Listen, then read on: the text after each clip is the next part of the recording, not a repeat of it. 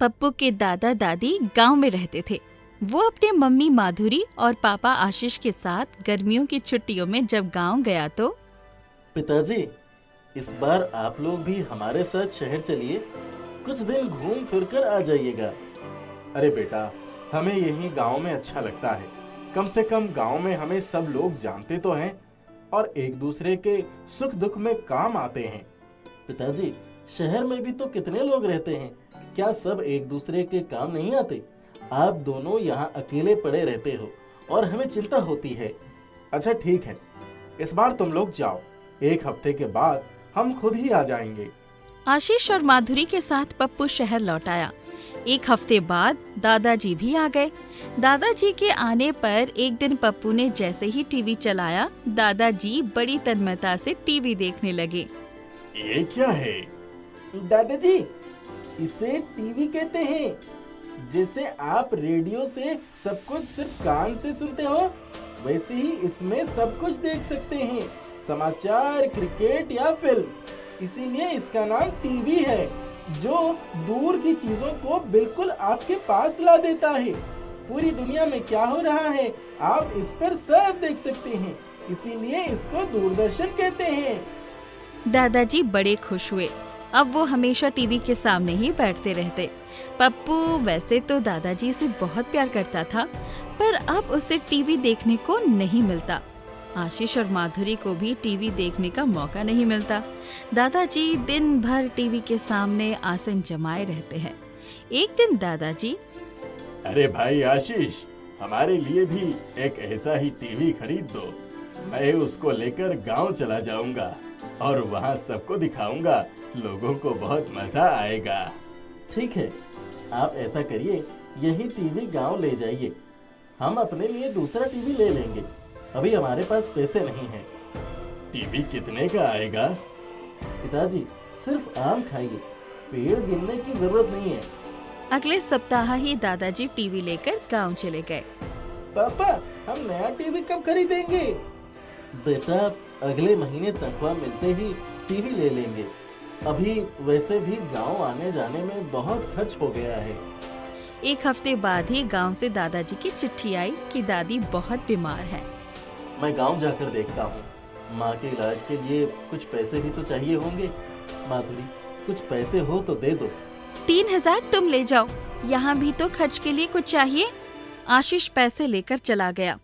दूसरे दिन पप्पू अपनी बालकनी में ही बैठा था, तभी उसने देखा कि रघुवीर कबाड़ी वाला अपने ठेले पर एक पुरानी टीवी रखे हुए था। वो थोड़ी देर के लिए उसके घर के सामने ही बैठा हुआ, शायद किसी का इंतजार कर रहा था। माँ, हम क्यों ना पुराना टीवी ही खरीद ले? जब नया टीवी आ जाएगा तो हम भी उसको कबाड़ी वाले को बेच देंगे। चल देखते हैं। वो दोनों बाहर गए तो रघुवीर बाहर ही बैठकर बीड़ी पी रहा था। उनको देखते ही डर के खड़ा हो गया और उसने बीड़ी बुझा दी। अरे मैडम, यहाँ बैठकर थोड़ा आराम करने लगा, बस अभी जा ही रहा हूँ। तुम्हें पता नहीं है कि पब्लिक प्लेस में बीड़ी सिगरेट पीना जुर्म है? मैडम जी, आगे से ध्यान रखूंगा। बहुत भूख भी लगी थी, कुछ खाने को मिल जाता तो बड़ा दया हो जाती। सुबह से कुछ भी नहीं खाया, बस यही एक टीवी मिला है। कितने पैसे में खरीदा? 300 रुपए में। वो लोग तो 1000 मांग रहे थे, पर इतने पैसे कहाँ से लाता। अच्छा लो, ये 500 रुपए, ये टीवी हमारे घर में रख दो, तब तक मैं तुम्हारे लिए कुछ खाने को लाती हूँ। उसने टीवी लाकर घर में रख दिया। ये टीवी कहाँ से लाए? बिल्कुल नया ही लग रहा है। मैडम, पीछे ही एक लड़कों का हॉस्टल है, वहीं से लिया। माधुरी ने उसको एक प्लेट में खाना लगाकर दे दिया। वो खाना खाकर चला गया। पप्पू ने जैसे ही टीवी ऑन किया, उसमें लिखा हुआ आने लगा कि आप जो कुछ देखना चाहते हैं बोलिए। पप्पू को बड़ी हैरानी हुई। उसने कहा, परियों की कहानी। तुरंत उसके स्क्रीन पर परियों की कहानी आने लगी। वो बैठकर देखने लगा। तभी उसने देखा कि एक परी पेड़ के नीचे खड़ी थी, जिस पर पीले पीले आम लगे थे। आम देखते ही, वाह, कितने मीठे आम लग रहे हैं, काश मैं भी इन्हें खा सकता। तभी अचानक उसके सामने एक चांदी की तश्तरी में 5 पके हुए पीले पीले रसीले आम आ गए। वो हड़बड़ा गया और चीखा, माँ ये देखो, ये क्या है? माधुरी भागती हुई आई। क्या हुआ? और ये आम कहाँ से आए? माँ टीवी में आम देखकर मैंने सोचा था कि काश मैं भी इन्हें खा सकता। हैं? ऐसे कैसे हुआ? अच्छा माँ, तुम एक बार यहाँ बैठो और जो भी तुम्हें देखना है वो बोलो। मुझे रामायण सीरियल देखना है। टीवी पर तुरंत रामायण आने लगा और राम सीता का विवाह दिखाने लगा। ये तो बड़ा अजीब टीवी है। टीवी देखते हुए कुछ सोच कर देखो। माधुरी ने देखा सीता के आभूषण बहुत खूबसूरत थे। वो सोचने लगी कितने खूबसूरत डिजाइन वाले गहने हैं। मेरे पास भी ऐसे गहने होते तो कितना अच्छा होता। पलक झपकते ही उसके सामने खूबसूरत मखमली डिब्बे में बहुत सारे पुराने डिजाइन के आभूषण सामने हाजिर हो गए। हाय पप्पू, ये तो जादुई टीवी है रे। हाँ माँ सच्ची में। चलो एक बार फिर से कुछ बोल कर देखो, क्या देखना है? चलो परियों की कहानी ही देखते हैं। तुम्हें भी वही पसंद है ना? स्क्रीन पर परियों की कहानी आने लगी। परी अपने हाथ में एक सोने के थाल में ढेर सारी सोने की मोहरें लिए खड़ी थी। ओहो, इतनी सोने की मोहरें हमें मिल जाए तो हमारी जिंदगी कितनी खुशहाल हो जाए। इतनी देर में ही वो सोने की मोहरों से भरा थाल उनके सामने आ गया। दोनों एक दूसरे की तरफ देखकर खुशी से एक दूसरे को ही पीटने लगे। माँ होश में आओ, चलो ये सब सामान ठीक से रख देते हैं वरना कोई चोरी न कर ले। हाँ हाँ चलो। उन्होंने सारी सोने की मोहरें उठाकर अलमारी में रख दिया और ताला लगा दिया। दूसरे दिन ही आशीष आ गए। उनके आते ही, अरे आप इतनी जल्दी आ गए? माँ जी ठीक तो है ना? हाँ हाँ माँ ठीक है, मैं उन्हें डॉक्टर के पास ले गया था, दवाइयाँ खरीद कर दे दी। अच्छा तो सुनो, हमारे पास एक जादुई टीवी है। माधुरी ने सारी बातें आशीष को बताई और सारी चीजें दिखाई। आशीष का मुंह खुला का खुला रह गया। अरे ये तो कमाल ही हो गया। अब हमारे पास तो बहुत धन दौलत हो गई, अब नौकरी की भी जरूरत नहीं है। नहीं नहीं, ऐसा मत करना, वरना लोगों को संदेह हो सकता है। हम इन चीजों को धीरे धीरे बेचकर बहुत सारी जमीन खरीदकर उस पर बाग बगीचा लगवा देंगे, धर्मशाला और अस्पताल बनवाएंगे। इससे बहुत लोगों का उपकार होगा। तुम क्या सोच रहे हो? हाँ तुम सही कह रही हो, हम ऐसा ही करेंगे, लेकिन ये हम अपने अपने गांव से ही शुरू करेंगे। हाँ मैं भी यही सोच रही हूँ। उन लोगों की सारी इच्छाएं पूरी हो गई। 1 साल बीत गए। एक दिन रघुवीर के कानों में उड़ते उड़ते ये बात पहुँच गई कि टीवी उसने उन लोगों को दिया था वो जादुई था। एक दिन पप्पू अपनी बालकनी में खड़ा था, तभी उसने कबाड़ी वाले को आते हुए देखा। माँ वो रघुवीर आ रहा है, अगर उसने अपना टीवी मांग लिया तो हम क्या करेंगे? अरे तुम इतना डर क्यों रहे हो? उसको भी बहुत सारे पैसे देकर उसे माला माल कर देंगे। दरवाजे पर दस्तक हुई तो वही रघुवीर खड़ा था। उसने कहा, मैडम आपको याद होगा, मैंने आपको एक टीवी दिया था। हाँ हाँ, वो टीवी तो हमने दूसरी कबाड़ी वाले को दे दिया था। वो निराश होकर जाने लगा। तब माधुरी ने कहा, क्या बात है, ऐसा क्या था उस टीवी में? मैंने सोचा आज मेरे पास 500 रुपए इकट्ठा हो गए हैं तो क्यों ना मैं उसे वापस लेकर अपने पास ही रख दूं। तुम ये पैसे ले जाओ और अपने लिए नया टीवी ले लो। रघुवीर ने रुपए ले तो लिए, पर उससे बात कुछ हजम नहीं हुई। जरूर इन लोगों के पास वो टीवी अभी भी है। इनके ठाठ बाट देखकर लग रहा है कि ये लोग अचानक बहुत पैसे वाले हो गए हैं। चमचमाती गाड़ी, इतना बड़ा घर, ये सब कुछ इतने जल्दी कैसे हो गया? आए जरूर कुछ गड़बड़ है, वरना साल भर पहले इन्होंने मुझसे पुराना टीवी क्यों खरीदा होगा? आए वो जितना सोचता उन्हीं की गुत्थी उलझती जाती। दूसरे दिन वो फिर आ गया और घर में चुपके से घुसकर पर्दे के पीछे बैठ गया। उसने देखा कि ये तो वही टीवी था। शाम को माधुरी और आशीष के ये कहते कि मुझे गाड़ी की रेस देखनी है और स्क्रीन पर गाड़ी की रेस आने लगी।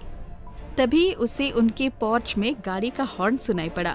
वो लोग बाहरी तरफ भागे और रघुवीर तुरंत टीवी को लेकर बालकनी से नीचे उतर गया। घर जाकर उसने जैसे ही टीवी चलाया, उसमें से आवाज आई, रघुवीर, तुम ये टीवी जाकर उसी घर में रख आओ वरना तुम्हारा घर आग में झुलस जाएगा। ये टीवी जादुई है, लेकिन ये तुम्हारे काम का नहीं है। ये उनके ही काम आएगा जो लोग सिर्फ अपना भला ना सोचकर दूसरों के बारे में भी सोचते हैं। दोबारा इसको चलाने की कोशिश मत करना। तुम्हें अगर मदद चाहिए तो उन लोगों से मदद मिल जाएगी। मैं समझ गया, मैं अभी जाता हूँ। वो तुरंत टीवी लेकर उनके घर पहुंच गया। अभी वो लोग गाड़ी के पास ही खड़े थे। मैडम, मुझे माफ कर दें, मैं आपका टीवी ले गया था, पर मुझे सबक मिल गया है। मुझ पर दया करो, पुलिस मत बुलाइएगा। आप चाहेंगी तो हमारा भी उद्धार हो जाएगा। माधुरी और आशीष ने रघुवीर को माफ ही नहीं किया, बल्कि उसके लिए एक दुकान खोल कर देने का वादा भी किया। जादुई टीवी अपनी जगह पर स्थापित हो गया था। एक बार की बात है, एक गांव में तरन नाम का आदमी रहता था। वो लोगों के जानवर चराने का काम किया करता था। उसकी पत्नी तारा घर के ही बाहर एक छोटा सा ढाबा चलाया करती थी। एक दिन तारा अपने ढाबे पर थी और तरन सेठ की बकरियां चरा रहा था। जब शाम हुई तो वो घर की तरफ वापस चलने लगा। तभी उसकी नजर पड़ी कि वहाँ पर एक घायल बकरी पड़ी हुई है। अरे, ये बकरी को क्या हो गया? पता नहीं इस मासूम बकरी को यहाँ कौन छोड़ गया। मुझे इसकी मरहम पट्टी करनी चाहिए।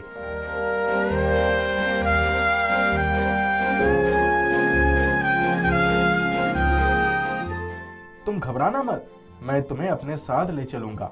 और देखो, मेरे साथ कितनी सारी बकरियां हैं, तुम इनसे दोस्ती कर लेना। तरन उस बकरी के लिए और जड़ी बूटी तोड़ता है और सबको लेकर गांव की तरफ चल पड़ता है। फिर जब वो सेठ के घर पहुंचता है तो उस बकरी को देखकर कहता है, ये मेरी इस बकरी के चोट कैसे लगे? सरकार, ये आपकी बकरी नहीं है, ये मुझे जंगल में मिली थी। पता नहीं बेचारी को चोट कैसे लग गई।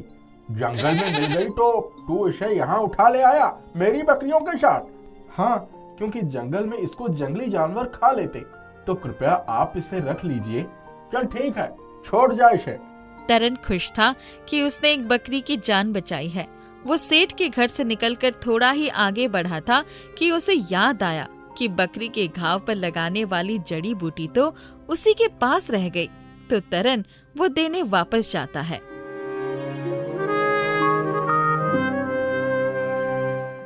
ये आप लोग क्या कर रहे हैं? रुक जाइए। तू वापस क्यों आया है? मैं तो इस बकरी के घाव के लिए जड़ी बूटी देने वापस आया था, पर आप लोग इस बकरी को मार क्यों रहे हैं? हमारे पास पहले से ही 50 बकरियां हैं, एक और रखकर क्या करेंगे हैं? और वो भी ये तो घायल है। तो ऐसा जीवन जीने से अच्छा है ये हमारे पेट में चली जाए, हमारे दिल से इसके लिए दुआ निकलेगी। तुमने आज हद खत्म कर दी सेठ। तेरी ये हिम्मत की तू मुझसे ऊंची आवाज में बात करे हैं? काट दो इस बकरी को। सेठ के आदमी उस बकरी को काटने ही वाले होते हैं, पर तरन उन लोगों से लड़ने लगता है। वो लोग तरन को बहुत मारते हैं, पर वो बकरी को गले से लगा लेता है और उसे नहीं छोड़ता। चीख पुकार सुनकर वहाँ लोगों की भीड़ जमा हो जाती है। वो लोग सेठ से गुहार लगाते हैं कि तरन और उसकी बकरी को छोड़ दिया जाए।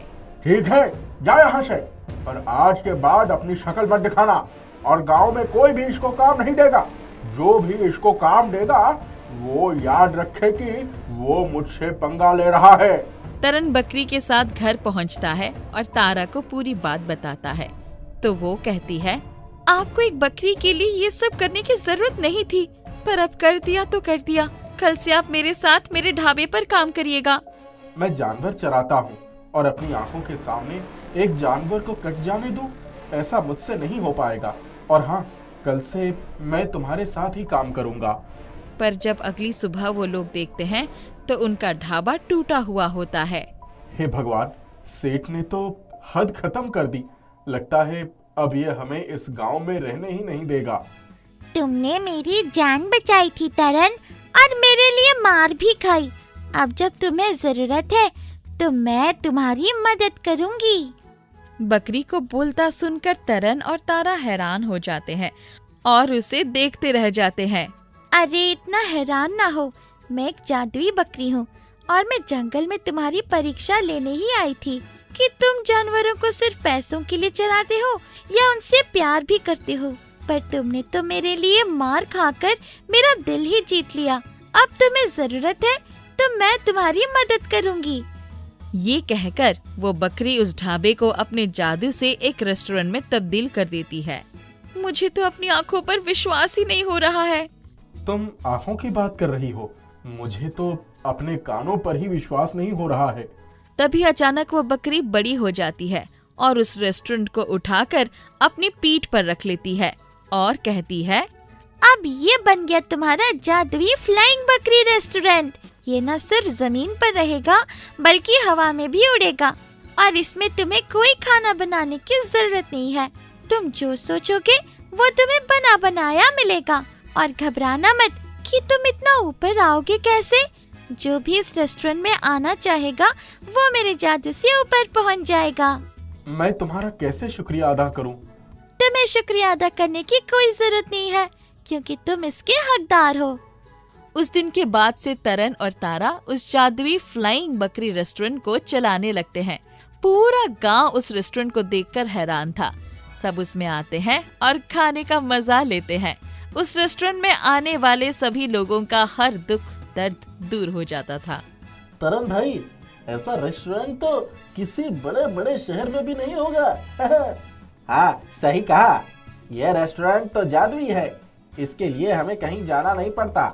ये हमारे घर के पास आ जाता है और फिर पूरे गांव का चक्कर लगाकर वापस हमें हमारे घर तक छोड़ देता है। हाँ, आप लोगों की इतनी प्रशंसा का बहुत बहुत धन्यवाद। पूरा गांव उस जादुई फ्लाइंग बकरी रेस्टोरेंट से बहुत खुश था, सिवाय एक इंसान, और वो इंसान था सेठ। ये टरन उस बकरी को बचाकर ले गया और देखो कैसे उस बकरी ने उसको गांव का सबसे मशहूर और अमीर आदमी बना दिया। चलो उस बकरी को वापस लेकर आता हूँ। मैं उस बकरी से बात करूंगा और अगर वो मेरे साथ चलने को राजी ना हो तो उसे मार डालना। ठीक है सेठ जी, चलिए। ठीक है सेठ जी, चलिए। सेठ अपने आदमियों के साथ मिलकर तरन के पास पहुंचता है और जादुई फ्लाइंग बकरी रेस्टोरेंट को नीचे बुलाता है। ए बकरी, टरन तुम्हें मेरे पास छोड़कर जा रहा था, पर मैंने तुम्हारे साथ गलत किया। मुझे माफ कर दो। ठीक है, जाओ, मैंने तुम्हें माफ किया।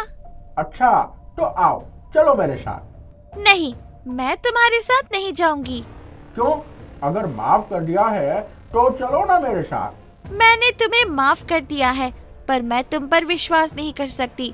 तुमने मुझे मारने की कोशिश की थी और एक हत्यारे पर भला कोई कैसे विश्वास कर सकता है। ये सुनकर सेठ को गुस्सा आ जाता है और वो चिल्लाकर अपने आदमियों से कहता है, मारो इस बकरी को। सेठ का इतना कहना था कि सब आदमी बकरी को मारने दौड़ते हैं, पर वो बकरी अचानक उड़ने लगती है तो सेठ के आदमी उसको ईंटें पत्थर फेंक कर मारते हैं और एक आदमी बंदूक चलाने लगता है। ये देखकर बकरी को गुस्सा आ जाता है और वो अपना रूप छोटा करके नीचे आती है और रेस्टोरेंट को एक साइड रखकर सबके पेटों में बारी बारी सींग मारती है। ओह, बचाओ, बचाओ! ये बकरी बहुत खतरनाक है, बचाओ! तुम सब इसी लायक हो। टरन, बचाओ! तारा, बचाओ! ये बकरी हमें मार डालेगी। लालची सेठ, अब तुझे कोई नहीं बचाएगा। रुक जाओ बकरी, अपने असली आकार में आ जाओ। ये जिंदा रहने लायक नहीं है। तुम लोग इसकी जान क्यों बचा रहे हो? पहली बात तो ये कि सेठ माफी मांग रहा है तो हमें उसे माफ कर देना चाहिए। और दूसरी बात ये कि जैसे मैंने तुम्हारी जान बचाई थी वैसे ही सेठ की बचा रहा हूँ, क्योंकि जानवर हो या इंसान, सबकी जान कीमती होती है। तरन, तुम सच में एक बहुत अच्छे इंसान हो। सेठ और उसके आदमी तरन के पैर छूते हैं और वहां से भाग जाते हैं। उसके बाद से तरन और तारा उस जादुई फ्लाइंग बकरी रेस्टोरेंट के साथ अपना जीवन खुशी खुशी गुजारते हैं। एक बार की बात है, सुमन नाम की औरत अपनी सास चित्रा और बेटे शुभम के साथ रहा करती थी। सुमन के पति का देहांत हुए 1 साल हो चुका था और अब उसकी सास हर समय बस उससे बुरा भला कहती रहती थी। अरे ओ कलमुही, कहाँ है तू? जी माँ जी, यही हूँ। यही है तो क्या मेरे ऊपर कोई एहसान कर रही है यहाँ होकर? अरे मेरे बेटे को तो खा गई, अब पता नहीं मुझे खाने का इंतजार कर रही है क्या? ये कैसी बातें कर रही हैं आप? आप अपनी पेंशन का तो 1 रुपए हम लोगों को नहीं देती। मैं लोगों के घरों में काम करके अपना और अपने बेटे का पेट पालती हूँ। तुझे क्यों दूं 1 भी रुपए? हाँ, ज्यादा बकवास मत कर, जा जाकर चाय बना मेरे लिए। सुमन फटाफट चाय बनाकर चित्रा को पिलाती है और अपने काम पर चली जाती है। उसे अपनी जीविका चलाने के लिए कई घरों में काम करना पड़ता था। उस दिन जब वो सारे घरों में निपटकर अपने घर वापस आती है तो देखती है शुभम बहुत बीमार है। अरे मेरे बच्चे, तुझे क्या हो गया? पता नहीं माँ, अचानक से मेरी तबीयत बिगड़ गई। बुखार लग रहा है और सिर में बहुत दर्द हो रहा है। अरे हाँ, तुझे तो बहुत तेज बुखार है। चल फटाफट डॉक्टर के पास चल। सुमन फौरन शुभम को डॉक्टर के पास ले जाती है। डॉक्टर चेकअप करता है और बताता है कि शुभम को डेंगू हो गया है। ये सुनकर सुमन बहुत घबरा जाती है और फिर दवाई लेकर घर वापस आ जाती है। बेटा, डेंगू बहुत बुरी बीमारी है, तुझे अपना बहुत ख्याल रखना होगा। आप मुझे छोड़कर मत जाना। नहीं बेटा, तू फिक्र मत कर, मैं तुझे छोड़कर कहीं नहीं जाऊंगी, क्योंकि मैं जानती हूँ कि तू अगर मर भी रहा होगा तो तेरी दादी को कोई फर्क नहीं पड़ेगा। सुमन सब छोड़ छाड़ कर शुभम की देखभाल में लग जाती है और इसी कारण वो अपने काम पर नहीं जा पाती। काम पर क्यों नहीं जा रही है तू? क्योंकि मेरे बेटे को डेंगू है, ऐसे में मैं उसे छोड़कर नहीं जा सकती। सुमन ने सारे पैसे शुभम के इलाज में लगा दिए। अब जब वो और पैसे कमाने के लिए वापस काम पर जाती है तो उसे पता चलता है कि उसकी जगह दूसरी काम वाली को रख लिया गया है। वो उन लोगों को अपना हालत बताती है और काम वापस मांगती है, पर उसे उसका काम वापस नहीं मिलता और वो रोती हुई घर वापस आ जाती है। क्या हुआ? ऐसे गला फाड़ कर क्यों रो रही है? ज्यादा छुट्टियां होने की वजह से मुझे काम से निकाल दिया गया है। अब मुझे समझ नहीं आ रहा है कि मैं पैसे कहाँ से लाऊं और अपने बेटे का इलाज कैसे कराऊं। ये तो होना ही था, पर मुझसे तो 1 भी पैसे की उम्मीद मत रखना। और हाँ, एक बात और, मेरी बेटी आने वाली है तो तुम अपना सामान लेकर किचन में शिफ्ट हो जाओ। मेरी बेटी कमरे में रहेगी। पर माँ जी, मेरा बेटा। ज्यादा बकवास करी तो घर से ही बाहर निकाल दूंगी। रहना है तो किचन में रहो, नहीं तो चली जा यहाँ से। सुमन शुभम को लेकर किचन में रहने लगती है। शुभम की तबीयत अभी भी बहुत खराब थी और अब सुमन के पास न पैसे थे और न काम। शुभम का इलाज कराने के लिए उसे भीख मांगने निकलना पड़ता है। हे भगवान, मैंने कभी नहीं सोचा था कि मुझे भीख मांगना पड़ेगा। मेरे लिए ना सही, मेरे बच्चे के लिए मेरी मदद कर दे भगवान। शाम का समय था, रोड पर सन्नाटा था। उसे चंद रुपए ही हासिल हुए थे। वो रोड किनारे बैठकर रोने लगी। तभी अचानक एक संतरा उसके पैरों से आकर टकराया। उसने वो संतरा उठाया और घर की तरफ चल दी, पर तभी उस संतरे में से आवाज आई, सुमन, मैं जादुई संतरा हूँ और मैं तुम्हारी हर तकलीफ जानता हूँ। मुझे खाने से बेहतर तुम मेरा कुछ और इस्तेमाल कर सकती हो। जादुई संतरा? पर तुम कहाँ से आए? तुम भगवान से मदद मांग रही थी ना, तो भगवान ने ही मुझे तुम्हारे लिए भेजा है। चलो, मुझे अपने साथ ले चलो, मैं तुम्हें जादू दिखाता हूँ। ठीक है। सुमन उस संतरे को अपने किचन में ले जाती है। मैं और मेरा बेटा यहाँ रहते हैं, पर इस किचन में खाने के लिए कुछ नहीं है। तो मैं तुम्हारे लिए जादुई संतरा किचन बना देता हूँ, जिसमें तुम्हें किसी चीज की कमी नहीं होगी। सुमन का इतना कहना था कि तभी वो संतरा जादुई किचन में बदल जाता है। वाह माँ, ये तो कमाल हो गया। हे जादुई संतरे किचन, तू अगर सचमुच जादुई है तो मेरे बेटे का स्वास्थ्य ठीक कर दे। सुमन का इतना ही कहना था कि अचानक शुभम उठकर खड़ा हो जाता है और खुशी से कूदने लगता है। फिर वो लोग जादुई संतरा किचन से खीर मांगते हैं और बड़े चाव से उसे खाते हैं। उसके अलावा वो उससे अपने लिए अच्छे कपड़े भी मांगते हैं। माँ, इस जादुई संतरा किचन से तो हमारी जिंदगी ही बदल गई। अब हमें किसी चीज की कोई कमी नहीं होगी, ना आपको कोई काम करना पड़ेगा। नहीं बेटा, ऐसे नहीं बोलते कि जादुई संतरा किचन तो भगवान का आशीर्वाद है, पर इसका ये मतलब नहीं है कि हम काम करना छोड़ दें। तभी अचानक